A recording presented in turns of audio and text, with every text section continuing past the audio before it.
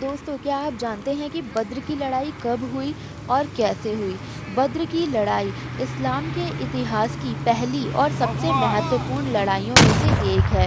यह युद्ध 17 रमज़ान 2 हिजरी 13 मार्च 624 ईस्वी को हुआ था। यह लड़ाई पैगंबर हज़रत मोहम्मद सल्लल्लाहु अलैहि वसल्लम और उनके अनुयायियों, मुसलमानों तथा मक्का के कुरैश कबीले के बीच लड़ी गई थी। इस युद्ध को इस्लाम की विजय का पहला बड़ा कदम माना जाता है। बद्र की लड़ाई क्यों हुई आखिर? पैगंबर मोहम्मद जब इस्लाम का प्रचार करने लगे, तो मक्का के प्रभावशाली कुरैश नेताओं ने इसका कड़ा विरोध किया। वे नहीं चाहते थे कि इस्लाम उनके पारंपरिक धर्म और सत्ता को चुनौती दे। उन्होंने मुसलमानों को प्रताड़ित करना शुरू कर दिया, जिसके कारण 622 ईस्वी में पैगंबर मोहम्मद और उनके अनुयायियों ने मदीना हिजरत कर लिया। हिजरत के बाद भी कुरैश मुसलमानों को खत्म करने की साजिशें रचते रहे। मक्का के व्यापारी काफिले सीरिया और अन्य स्थानों तक जाते और वहां से व्यापार कर मक्का लौटते थे। मदीना के मुसलमानों ने सोचा कि अगर वे इन काफिलों को रोकें तो इससे मक्का की आर्थिक शक्ति कमजोर होगी और कुरैश इस्लाम के खिलाफ अपनी साजिशें जारी नहीं रख पाएंगे। जब अबू सुफियान, कुरैश के नेता का एक बड़ा व्यापारिक काफिला मक्का लौट रहा था, तो पैगंबर मोहम्मद ने उसे रोकने की योजना बनाई। अबू सुफियान को मुसलमानों की योजना की भनक लग गई और उसने मक्का में मदद के लिए संदेश भेज दिया।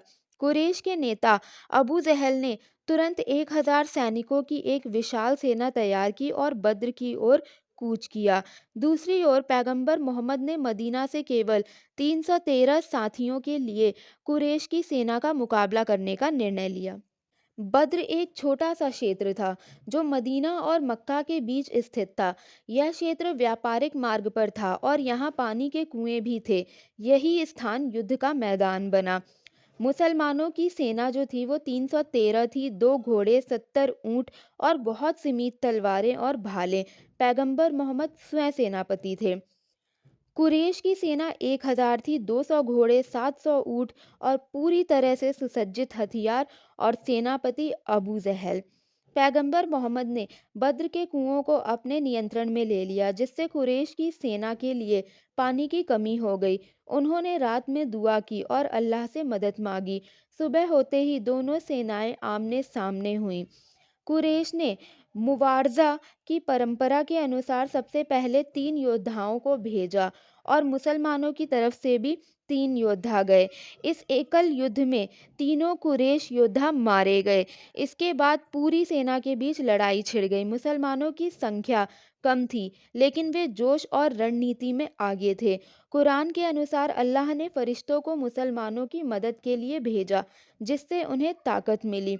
अबू जहल, जो कुरैश की सेना का मुख्य नेता था, मुसलमानों के हाथों मारा गया। यह युद्ध का निर्णायक क्षण था। कुरैश की सेना ने युद्ध छोड़कर भागना शुरू कर दिया। 70 से अधिक कुरैश सैनिक मारे गए और 70 को बंदी बना लिया गया। मुसलमानों में केवल 14 लोग शहीद हुए। मुसलमानों ने एक शक्तिशाली सेना को हरा दिया, जिससे इस्लाम का प्रभाव बढ़ गया। इस जीत के बाद